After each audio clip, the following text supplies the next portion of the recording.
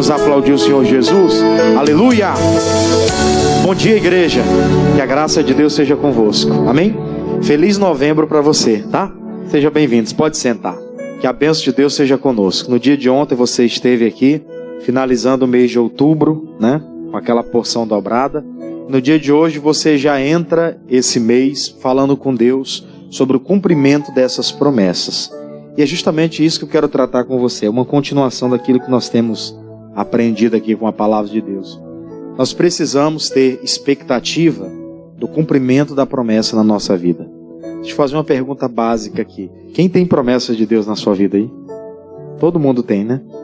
Todo mundo tem uma promessa. Você sabe quando que essa promessa vai acontecer? Não. Tem casos que a pessoa vai entendendo. Nós vamos falar hoje aqui de alguns personagens, vamos falar de Jesus também. Ele entendeu, quando estava próximo, de se cumprir as palavras que Deus havia falado pelo profeta Isaías, que aconteceria com ele. Ele já sentia isso na pele. E ele vai orar, ele vai para diante de Deus, ele vai pedir ali que Deus possa trazer para ele aquela confirmação de quando seria aquilo. Por isso que ele disse para os discípulos: orem para que não entrem em tentação. Porque ele sabia que estava próximo. Mas eu queria abrir a Bíblia com você na segunda carta aos Coríntios, capítulo 1. Eu vou ler com você o versículo 20. Mas vou pedir para o meu pastor Souza colocar na tela para a gente a tradução NVI. Você pode ler a corrigida, mas você olha para a tela também para você ler a NVI. Nós vamos ler 3 versículos. O versículo 20, o 21 e o 22. Olha só. Vamos ler? Diz assim a palavra: pois em Cristo, cada uma das promessas de Deus é sim. Por essa razão, por meio dele dizemos amém, para a glória de Deus. Aí o 21. Ora, é Deus quem faz que nós e vocês permaneçamos firmes em Cristo. Ele nos ungiu. Aí vem o 22. Nos selou como sua propriedade e pôs o seu Espírito aonde? Em nosso coração, como garantia do que está por vir. Isso aqui é muito forte. Nós precisamos entender que todos nós temos uma promessa. E essa promessa tem em Deus o sim, e é nós que dizemos amém. É nós que confirmamos ou não a promessa que Ele fez conosco. A gente olha para a vida de alguns personagens da Bíblia e você lembra de Abraão, né? Sempre quando fala de promessa, você lembra de Abraão. Você já associa a ele. Porque ele recebeu uma grande promessa de Deus. Qual? Você será pai de multidões. Multidões sairão de ti. E aí o tempo vai passando, aquela promessa não se concretiza, né, de uma forma breve. E aí vem a esposa dele um determinado dia e fala: eu já estou ficando velha, Deus não olha pra gente. Pega a minha serva aí, tem o filho dela, e o contato que você tiver com ela, o filho dela é meu também, que ela é minha escrava. Aí ele vai lá, deixa de ouvir o que Deus falou com ele sobre promessa, e ouve aquilo que a esposa fala e faz. O resultado daquilo é que nasceu Ismael, e ele por muito tempo ficou sem ouvir a voz de Deus, sem ter aquele contato com Deus. Isso tardou a promessa de Deus na vida dele. A promessa de Deus tem em Deus o sim, e por nós tem o quê? O amém, a confirmação. Quando Deus faz uma promessa, nós temos que dar para Ele essa confirmação de que eu quero. Porque se você não confirmar que você quer, aquela promessa passa. Você já viu gente que chegou para ela a oportunidade e ela disse não? Basicamente isso. Deus tem uma promessa para acontecer na minha vida, mas se eu pecar e me apartar de Deus, eu sair da minha posição, aquilo vai passar. Tem muita gente que teve de Deus promessas extraordinárias. Deus projetou algo muito extraordinário para acontecer na vida dela. Mas como ela não se apropriou daquilo, aquilo foi passando. Aquilo foi passando. O tempo se encarregou de deixar aquela promessa bem distante dela. Quando o tempo estava passando, era para estar se aproximando ainda mais. E com o passar do tempo, você tem uma promessa, a tendência é o quê? Não, estava longe, agora já está perto. Mas por quê? Porque você permaneceu na posição. Tem gente que sai da posição. No caso do Abraão, você percebe que ele saiu da posição. Se ele tivesse ficado firme, mais cedo ou mais tarde Deus abria a madre. E a esposa dele geraria um filho. Era só ficar na obediência. Aí vai lá e faz diferente, mais 13 anos sem contato com Deus. Depois desse tempo foi que Deus se lembrou dele e disse: Abraão, anda em minha presença, seja perfeito. Eu sou Deus Todo-Poderoso. Você está me enxergando aqui? Aí ele lembra que tinha uma promessa ainda. Deus ainda teve misericórdia, né? Deu oportunidade. E aí ele acertou, né? E depois que ele acertou, a promessa se cumpriu ou não? Se cumpriu. Nasceu Isaac, filho da promessa. De Isaac, eles tiveram lá o Jacó e o Esaú, né? E de Jacó veio quem? Veio José. E aí a descendência de Abraão foi se multiplicando na terra. Efraim, Manassés e assim sucessivamente. Então a gente tem que colocar dentro do coração esse objetivo. Tem uma promessa de Deus para mim. E se tem, nele eu vou ter a confirmação do sim. E eu tenho que dizer amém. Se eu não tiver essa convicção de que eu quero aquilo, aquilo passa, se perde. Aí eu vou ler com você o livro de Números. Vamos lá? Livro de Números, capítulo 13. Essa história você já deve conhecer bastante. Mas eu quero pegar alguns pontos interessantes dessa trajetória de Caleb, para você entender como aquele homem foi ousado. Como o Caleb teve ousadia para acreditar na promessa que Deus fez a ele. Olha só, Números capítulo 13, eu vou ler com você o versículo 30. Mas você já conhece a história, eu vou só dar uma recapitulada rápida. A Bíblia fala sobre os espias. Moisés era o líder do povo, e o Moisés, tinham 12 tribos em Israel, ele manda, olha, cada um vai representar a sua tribo. Naquela época já vivia uma democracia, né?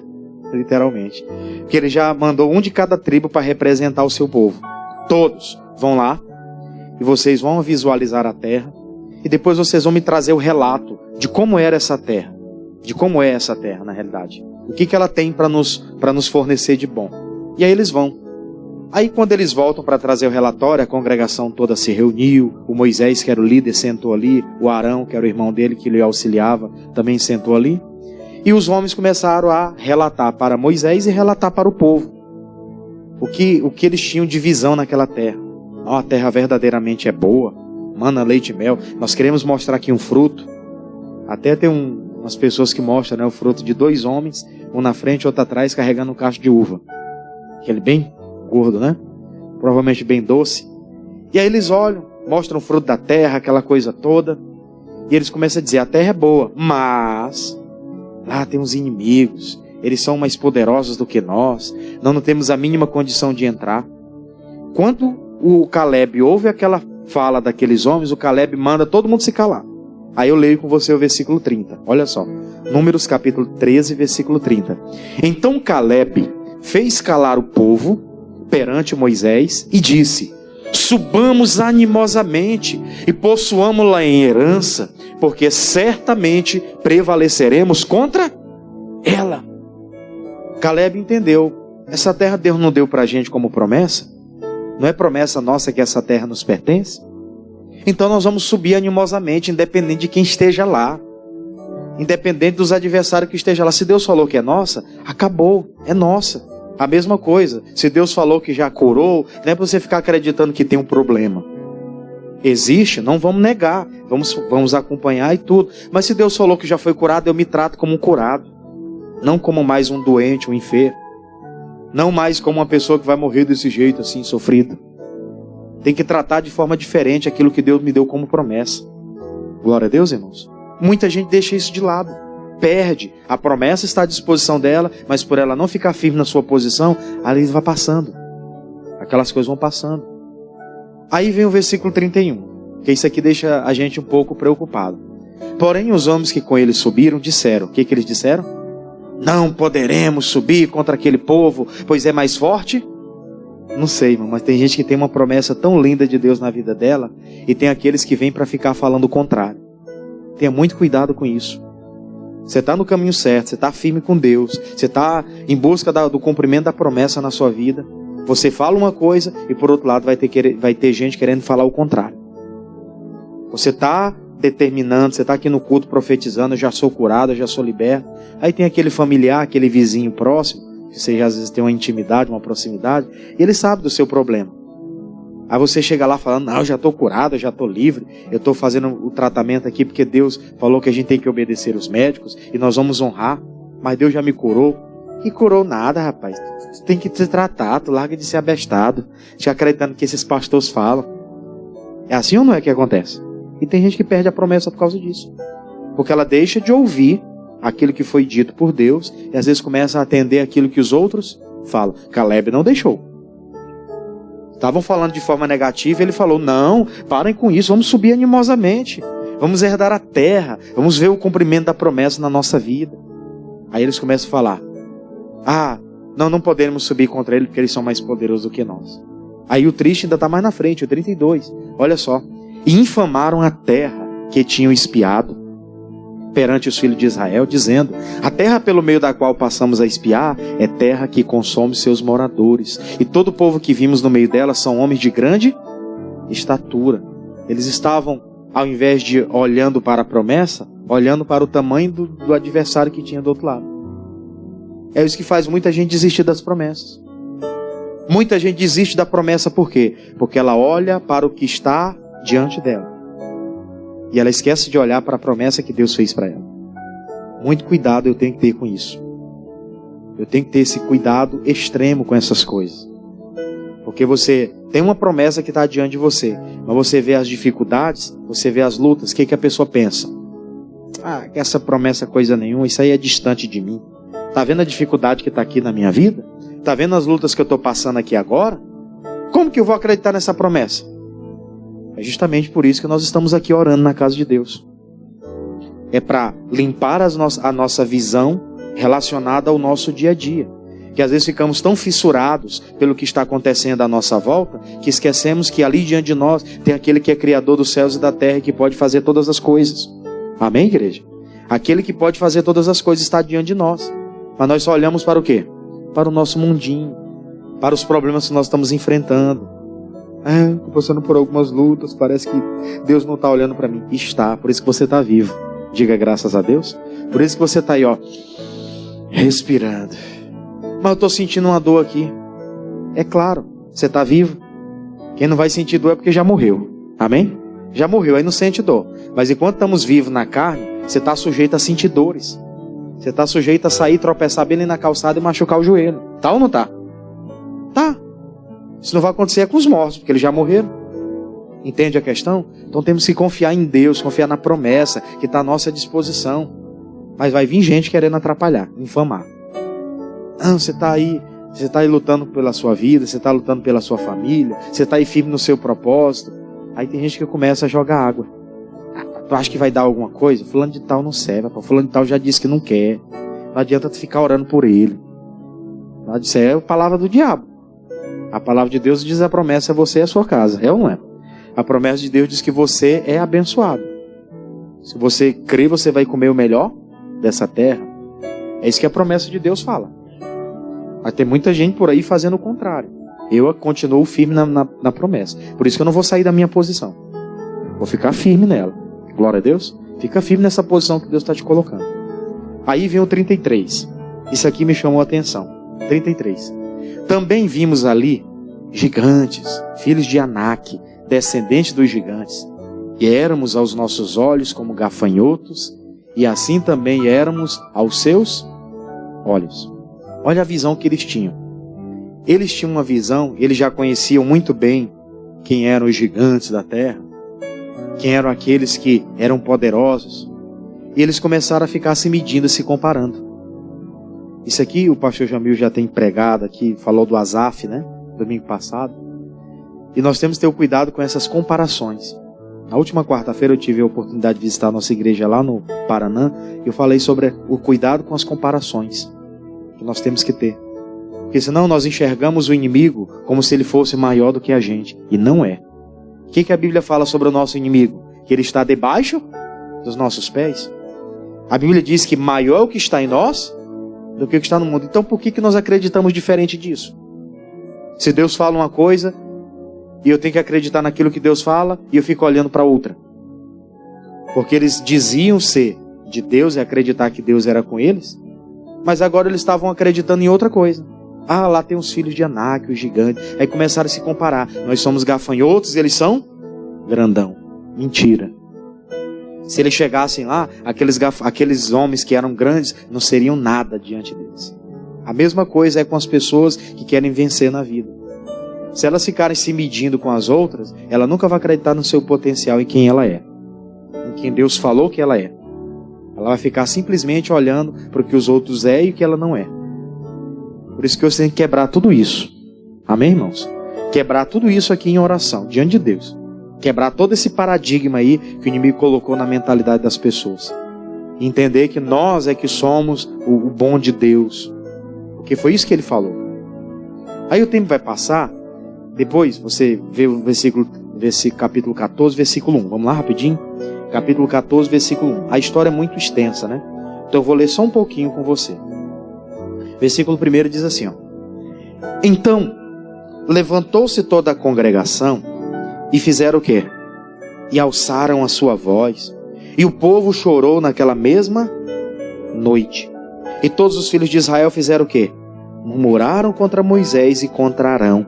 E toda a congregação lhes disse: ah, se morrêssemos na terra do Egito, ou ah, se morrêssemos nesse deserto. Por que nos traz o Senhor a esta terra? Para cairmos à espada e para que as nossas mulheres e as nossas crianças sejam por presa? Não nos seria melhor voltarmos para o Egito? E diziam uns aos outros: levantemos um capitão e voltemos ao Egito. Você vê que praga é pessoas que não acreditam na promessa de Deus. Porque Deus está mostrando a terra para ele, dizendo: isso aqui pertence a vocês, isso é seu. Ainda não está em posse, mas você já viu como é que é, isso vai pertencer a vocês, só depende de vocês. Como ele havia falado para Josué, vocês vão colocar a planta dos pés, pertence a vocês.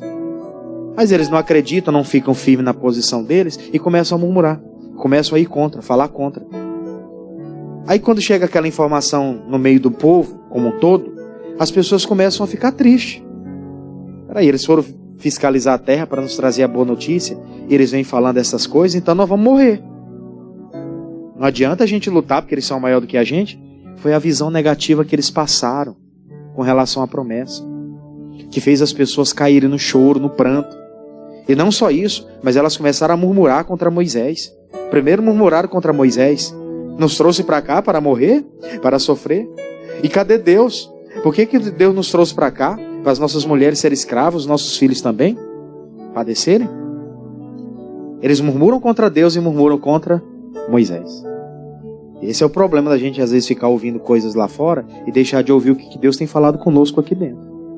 Que Deus tem tratado conosco aqui de viver uma vida liberta, de viver uma vida abençoada. E tudo isso dentro da palavra dele, promessa dele para nós. Às vezes vamos lá para fora e começamos a ficar ouvindo o que os outros ficam falando.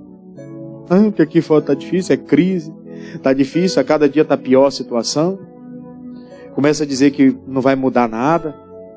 Não tem expectativa nenhuma. Aqueles homens não tinham expectativa. E a ruína que estava a vida deles, a visão negativa que eles tinham, ele passou para os outros. Cuidado com quem nós estamos recebendo informações. Cuidado de quem está te transmitindo alguma coisa. Eles não tiveram esse cuidado de ouvir o que o Caleb e o Josué estavam falando. Eles ficaram ouvindo o que os outros 10 espias falaram. A Bíblia nem fica mencionando quem eles eram. Mas Josué e Caleb, que tiveram a visão diferenciada, Deus enfatiza muito bem o nome deles. Deus enfatiza muito bem quem eles eram, por causa da visão boa que eles tinham acerca da promessa, acerca daquilo que Deus tinha tratado com eles. Aí todo o povo começa a dizer: já que o Moisés está nos levando para esse caminho, esse Caleb e esse Josué querem fazer a gente morrer lá no meio daqueles inimigos, vamos levantar um capitão e vamos fazer o quê? Voltar. Ato de rebeldia. Pessoas que não estão guardando a palavra, não estão guardando a promessa, elas estão se tornando rebeldes. E a Bíblia fala que rebeldia e feitiçaria é a mesma coisa. Pastor, que é isso? É verdade. A rebeldia e a feitiçaria é a mesma coisa. Eu tenho que colocar isso dentro do meu coração. Não tem diferença nenhuma.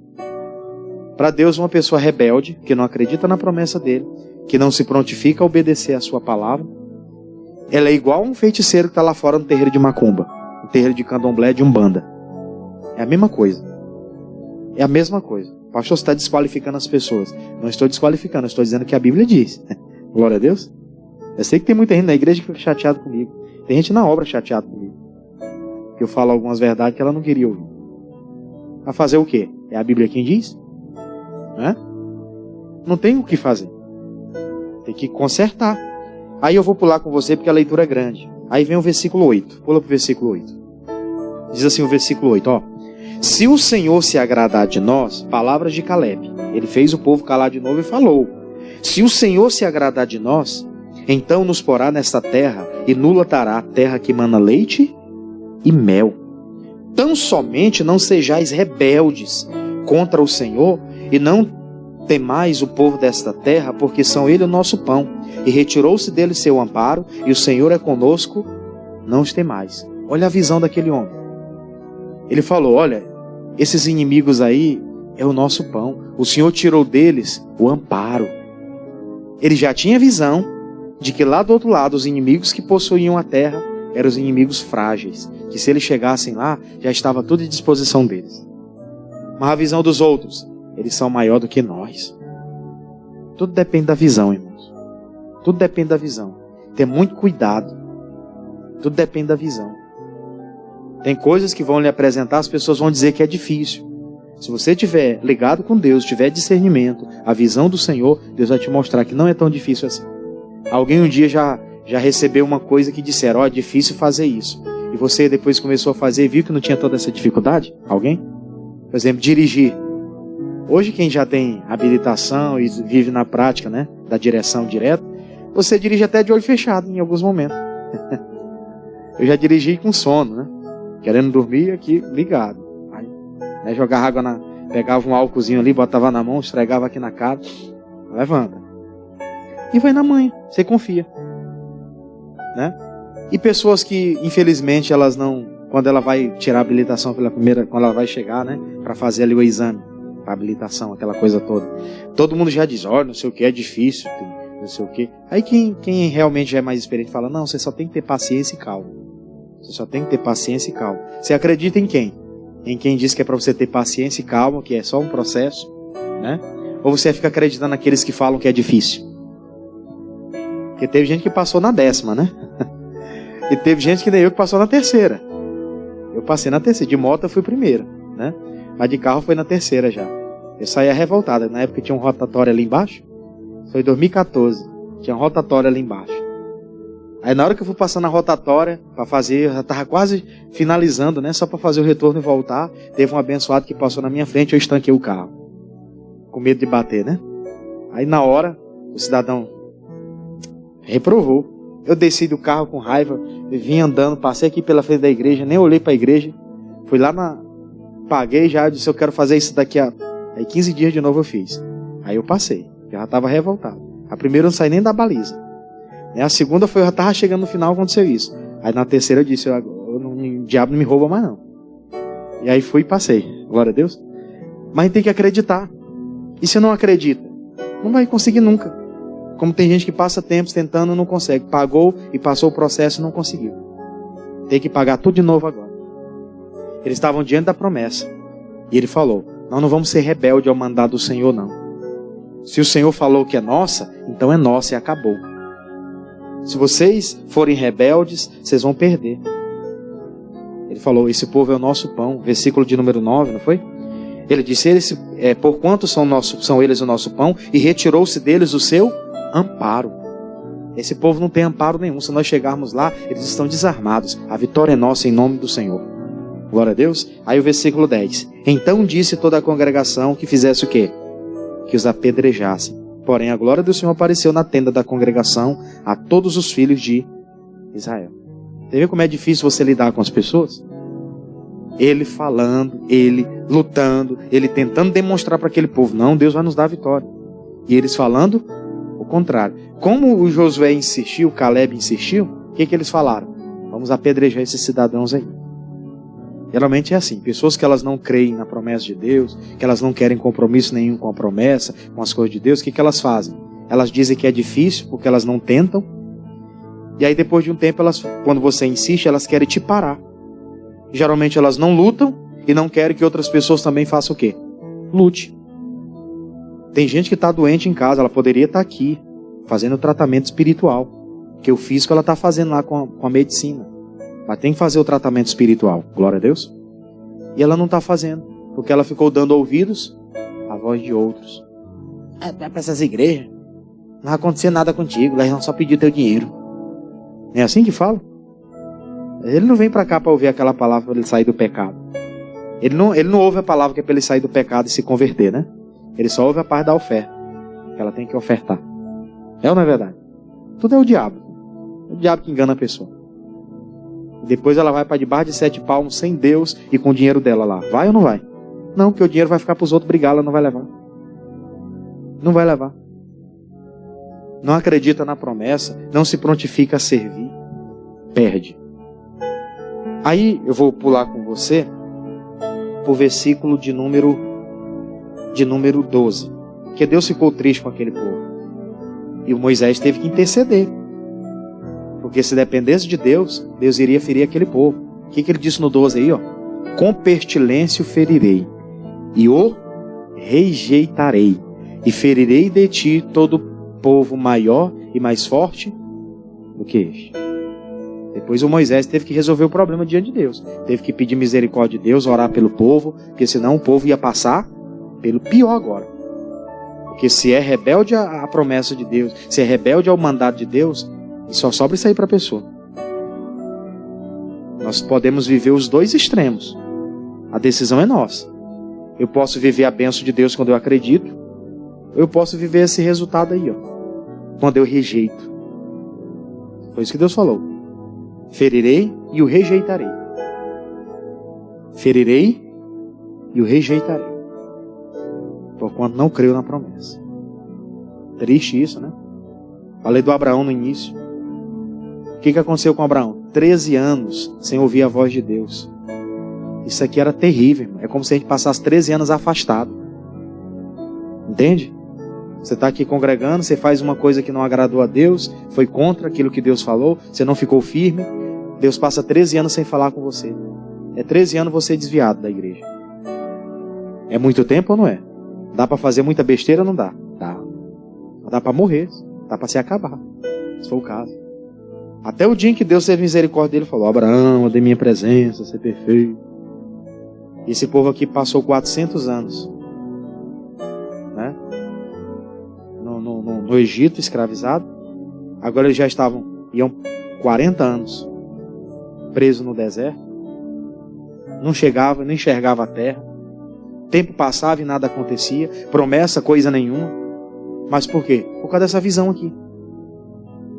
Por causa dessa visão errada. Deus ainda foi muito bom com o povo, porque as sandálias dos pés não desgastavam, não tinham de comprar também, né? Eles não tinham dinheiro.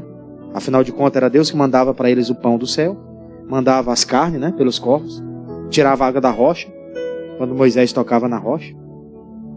Tudo isso provisão de Deus. Eles vendo tudo isso. Mas descrentes. Descrentes. Vou deixar aqui, vamos para o Evangelho de Lucas. Evangelho de Lucas. Capítulo de número 22. Aqui a gente conclui. Falei que nós iríamos falar de nosso Senhor e Salvador Jesus Cristo. Então vamos lá.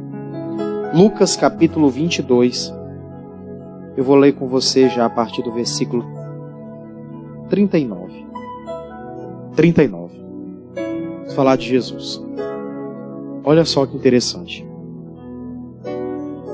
Jesus entendeu, teve discernimento de que a hora do sacrifício estava chegando. Ele teve esse discernimento. A hora do sacrifício está chegando.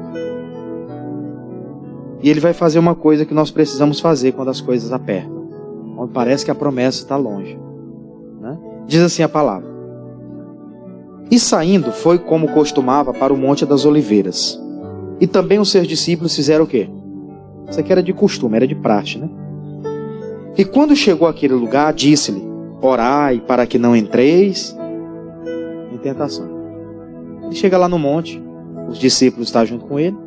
Ele não fala nenhuma palavra para os discípulos a não ser: fiquem aqui e orem para que vocês não caiam na tentação. Aí vem o versículo 41. E apartou-se dele cerca de um tiro de pedra, e pondo-se de joelhos fazia o quê? Orava. Aí vem o seguinte, 42, dizendo: Pai, Se queres, passa de mim este cálice. Todavia não se faça a minha vontade, mas a tua. Olha só que interessante. Jesus estava já discernindo, já sentindo, que logo ele teria que passar pelo sacrifício da cruz. Ele teria que ser crucificado lá. Ele teria que passar por aquele processo doloroso. Ele já estava sentindo. Está chegando o tempo em que a promessa que Deus falou para o seu povo, de o cordeiro ser sacrificado, está se concretizando. Ele começou a sentir isso. Na hora que ele sentiu, o que ele fez? Ele foi orar. Ele foi orar para tirar aquela dor que ele já estava sentindo antecipadamente. Quando as promessas estão chegando, irmãos, quando as coisas estão para acontecer, o que algumas pessoas fazem? Ao invés de ir para a oração também. Algumas pessoas, ao invés de orar, elas ficam avulsas, sem saber o que fazer. Elas começam, às vezes, até a se afastar. Tem gente que a promessa de Deus está próximo de se concretizar na vida dela. O que ela faz? Ela se ausenta da oração, se ausenta da congregação. Deus estava tratando com ela de alguns assuntos para depois só confirmar. E o que algumas pessoas fazem?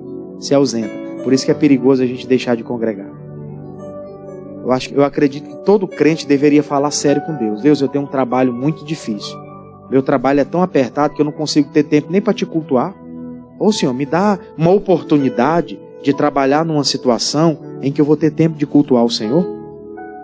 Toda pessoa que quer ir para o céu, que quer viver as coisas de Deus verdadeiramente, deveria fazer essa oração a Deus. Deus, a minha vida anda tão difícil, eu ando até prosperando. Mas o tempo que eu tenho para o Senhor é igual o salário do professor Raimundo, Senhor. É desse tantinho, ó. É bem pequenininho, né? Eu queria ter um tempo de mais qualidade com o Senhor. Eu queria ter mais tempo para estar na congregação, ouvindo as palavras que são tragas, que são entregues. Eu quero comer mais dessa palavra. Eu quero me alimentar mais dessa fonte. E tem gente que nem sequer se move para fazer isso. E as promessas, ó,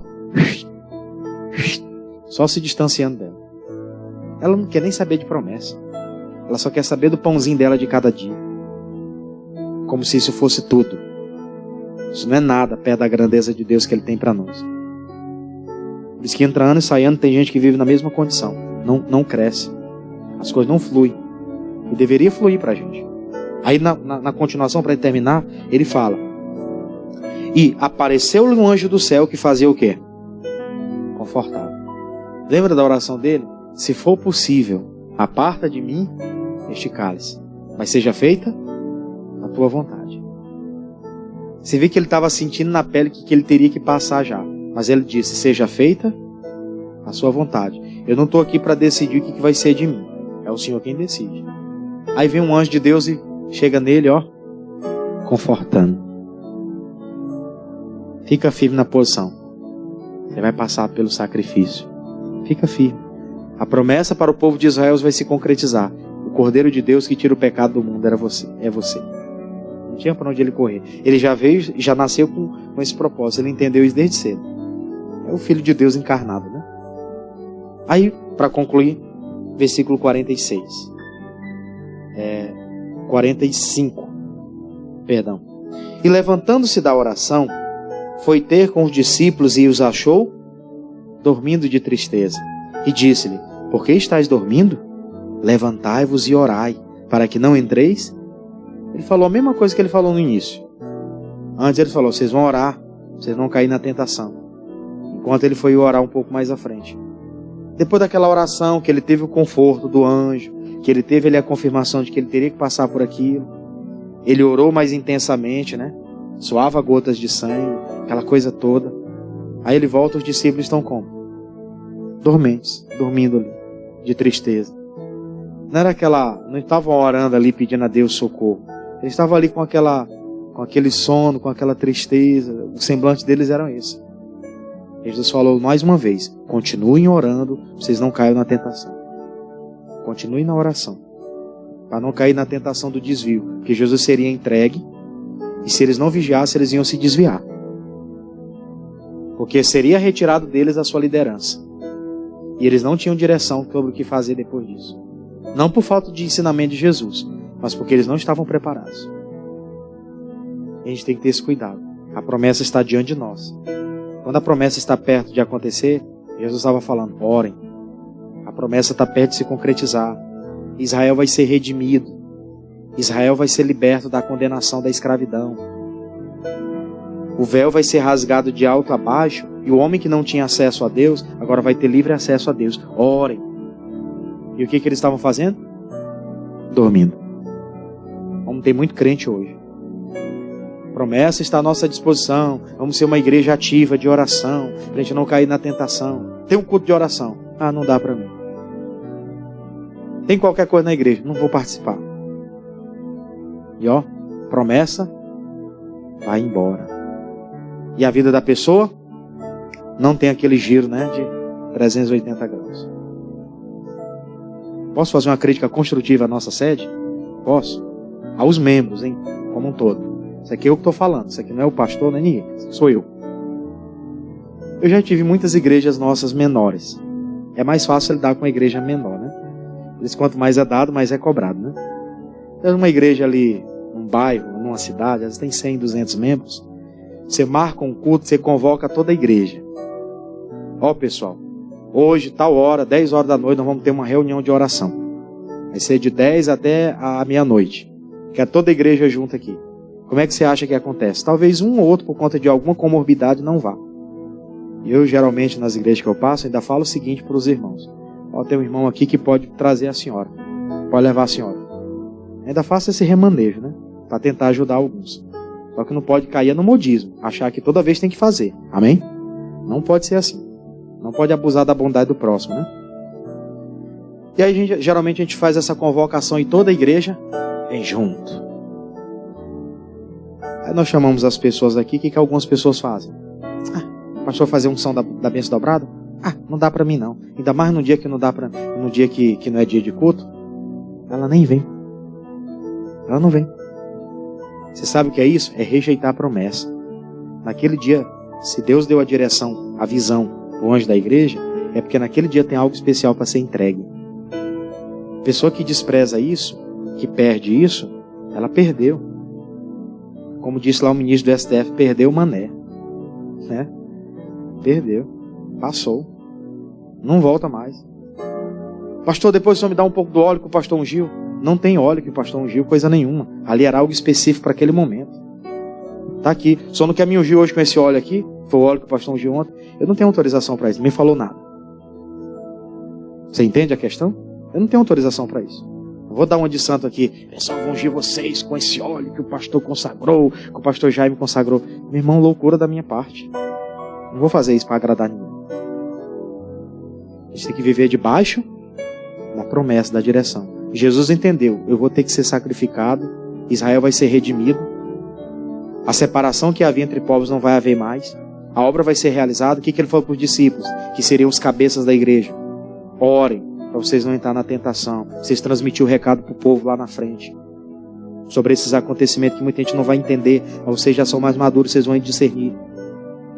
E eles estavam como? Dormindo. Por isso que muita coisa demora a acontecer. Porque não era para demorar.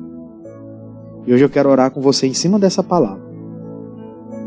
Deus tem tanta promessa que só tem para mim, ela não se concretiza. Eu coloquei aqui no projeto de vida que esse ano ia acontecer isso, aquilo, aquilo outro. Eu não vi acontecer. Eu até participo dos cultos, mas não tive entendimento. Por isso que a gente deve orar mais. Que a palavra está sendo entregue. Não é falta de conhecimento, mas é na oração que a gente tem aquela proximidade com Deus. Deus fala conosco na palavra, mas na oração você tem uma intimidade completa com Deus. Você fala com Ele a palavra que você recebeu, o entendimento que você teve, e Ele vai lá dentro do nosso íntimo falando conosco também na oração. Por isso que Ele diz para os discípulos, não desperdicem a oração de vocês. Orem. Orem. A promessa está chegando. Amém? Vamos aplaudir o Senhor Jesus. Glória a Deus.